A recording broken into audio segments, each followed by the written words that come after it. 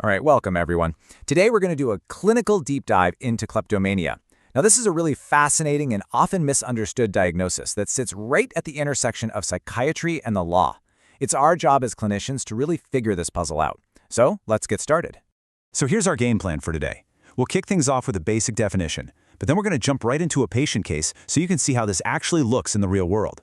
From there, we'll unpack the clinical thinking, figure out what else it could be, talk about treatment, and then of course, I'm going to put you to the test. All right, let's dive into Section 1. What exactly is kleptomania? And right off the bat, you've got to understand that this is a complex impulse control disorder. It is not just simple theft. And that distinction, well, that distinction is everything. And this really gets to the heart of it, doesn't it?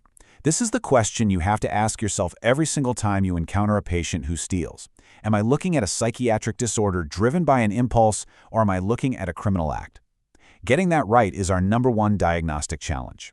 Okay, so here's the official definition, but let's really pay attention to the wording here. Recurrent failure to resist impulses. The absolute key, the thing you have to remember, is the motive.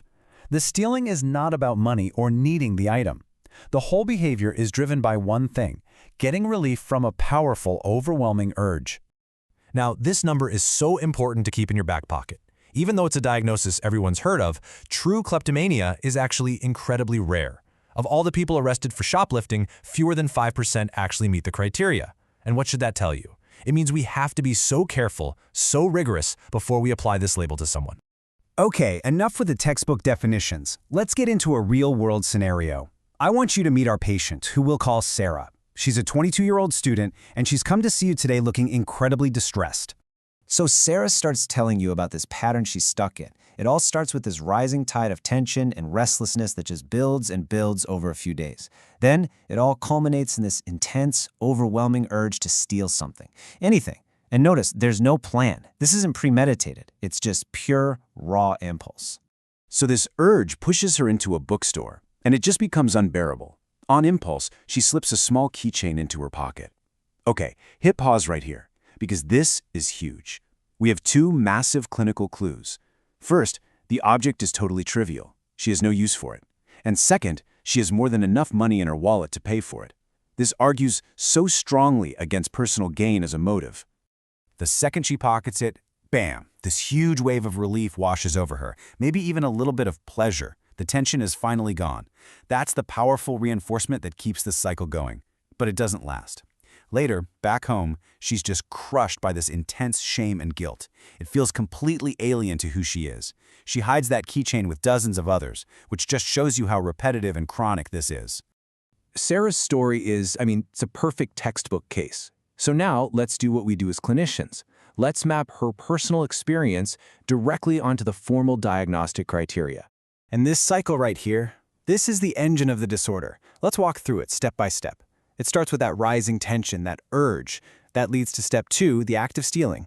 Right after, step 3, that immediate hit of relief or gratification. But then comes step 4, the delayed but really deep guilt and shame. That emotional whiplash is key. And finally, step 5. She tries to fight it, but she can't, and the tension just builds again, starting the whole thing over.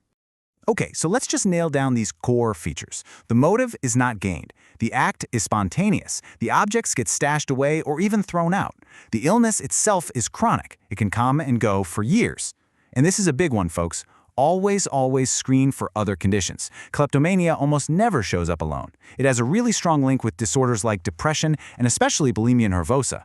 You know, it kind of makes sense, right? It seems to be a shared problem with impulse control. All right, now we get to what is probably the most important part of clinical thinking, the differential diagnosis.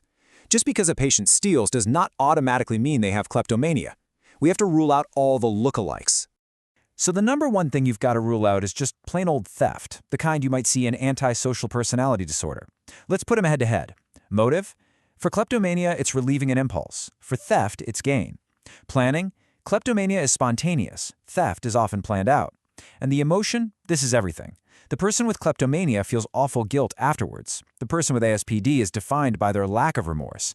That post-act guilt is a massive clue pointing you toward kleptomania. Okay, so beyond simple theft, what else is on our list? Could the stealing be part of a delusion in schizophrenia, like a voice telling them to do it? Is it part of the wild impulsivity of a manic episode where they might think they own the whole store? Or could it be a sign of something like dementia, where the person just forgets to pay? And while they're rare, you always have to keep organic causes in the back of your mind, things like a brain tumor or even a medication side effect. So, okay, we've nailed the diagnosis, we've ruled out all the lookalikes. Now what? The big questions are, what's causing this, and how on earth do we treat it? And look, the honest truth here is we don't know for sure what causes it. We do see a lot of mood disorders and alcoholism in the families of these patients, but there's no clear genetic link for kleptomania itself. The most interesting clue is coming from brain imaging. One study found something called decreased fractional anisotropy. Now, what does that mean? It's basically a fancy way of saying the wiring, the white matter, in the frontal lobe seems to be less organized. And that points to a problem in the very part of the brain that's supposed to put the brakes on our impulses. When it comes to treatment, the best evidence we have for medication is a drug called naltrexone. It's an opioid antagonist. The idea is that it blocks that little buzz or feeling of relief you get from stealing. If you take away the reward, you can start to break the cycle. The dose is usually somewhere between 50 and 150 milligrams a day, and you'd almost always combine this with some kind of behavior therapy to teach the patient new ways to handle that urge. All right, let's make sure all this information really sinks in. Time to test your knowledge with a few quick exercises. Okay, for exams, or even just for remembering this on the wards, here's a great little mnemonic, URG. U is for unplanned and unneeded. R is for that cycle of relief followed by deep remorse. G is for gratification, not gain, and E is for the escalating tension that comes before the act. Okay, let's try a mini case. A 35-year-old man gets caught stealing baby formula. He looks really distraught and tells security that he just lost his job and has no money to feed his baby. So, what do you think? Is this kleptomania?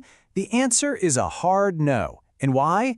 You've got to go back to the core motivation. He's stealing because he needs it to get something of value, food for his child. This is a classic example of ordinary theft. It's driven by terrible circumstances, not an underlying impulse control disorder. Okay, rapid-fire review. Let's see what you've got. 1. What's the main motivation in kleptomania? It's relief from an urge, not gain. 2. Name 2 common comorbid conditions. Major depression and bulimia nervosa are at the top of the list. 3. What's the best evidence medication? Naltrexone. And 4, how is this different from stealing during a manic episode? It's all about the guilt. The patient with kleptomania feels awful afterwards, while someone in a manic state might feel totally entitled to the item. And I want to leave you with one final question to chew on. We've established that this whole thing isn't really about the keychain or the lipstick or whatever the object is. It's about the process, the tension building up, and the relief that comes from the act. So the real question is, what is actually going on in the brain that's driving this powerful cycle? If we can figure that out, well, that's the key to everything.